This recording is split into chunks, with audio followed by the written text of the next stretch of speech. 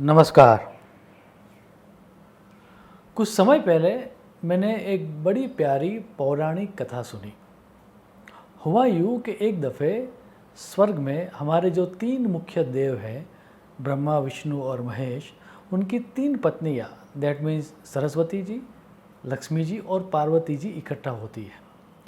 और उपहास के दौरान सरस्वती जी और लक्ष्मी जी पार्वती जी को देख के ऐसा कमेंट करती है कि वैसे तो कहने में तुम्हारे जो पतिदेव है वो कहलाए जाते हैं महादेव, देवों के भी देव, लेकिन तुम्हारे सामने जब देखते हैं तो आश्चर्य होता है कि तुम्हारे पास तो एक भी गहना नहीं है, एक भी ऑर्नामेंट नहीं है। थोड़ा स्त्री चरित्र बताओ, पति से ऑर्नामेंट मांगो, आभूषण मांगो।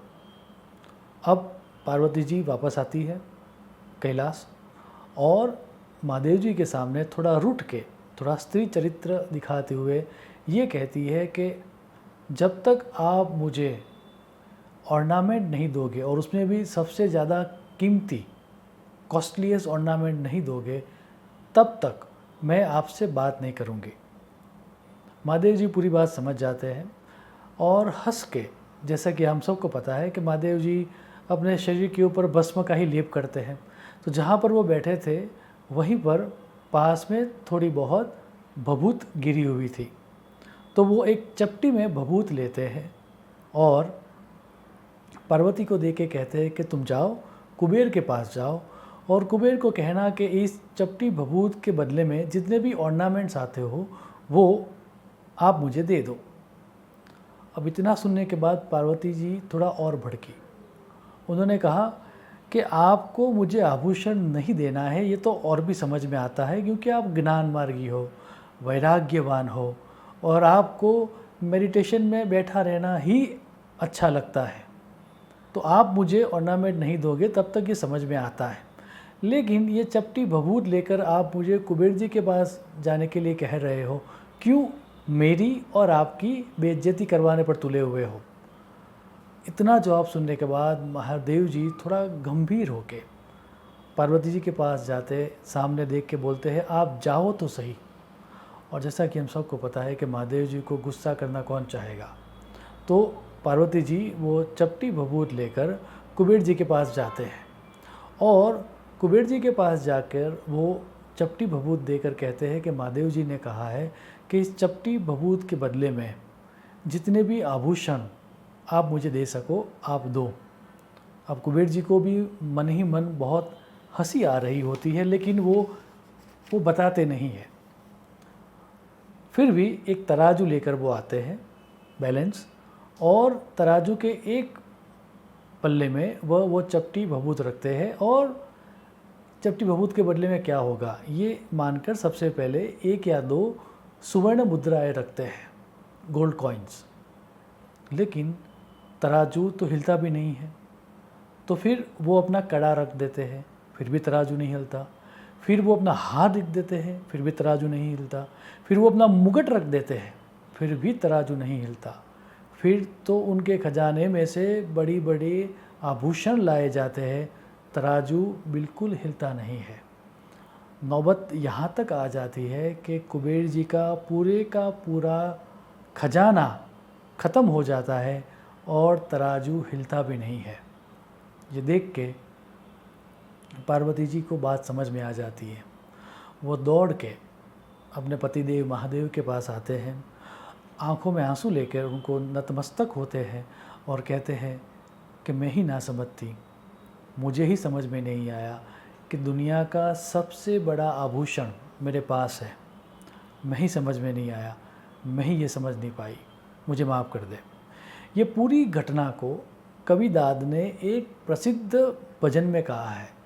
आप भजन के शब्द देखें, कैलाश के निवासी नमो बार बार हूँ, आयो शरण तिहारी प्रभु तार तार तू, बखान क्या करूँ मैं राखो ढेर का, चपटी भभूत में है खजाना कुबेर का, गंगाधार मुक्तिधार ओमकार तू, कैलाश के निवासी नमो बार बार हूँ।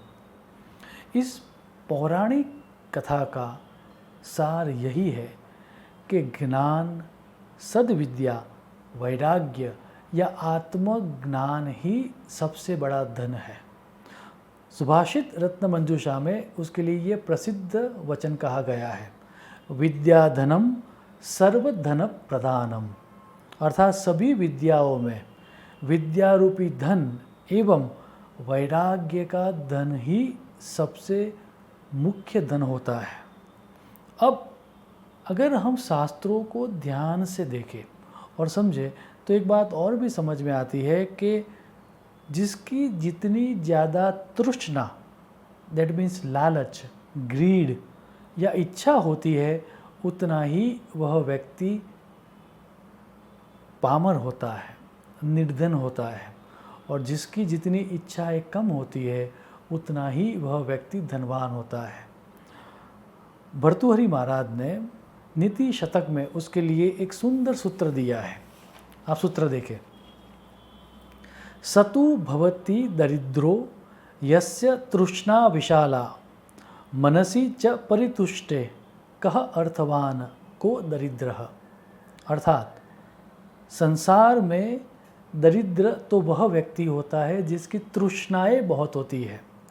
मन के संतुष्ट होने पर कौन निर्धन है और कौन धनवान।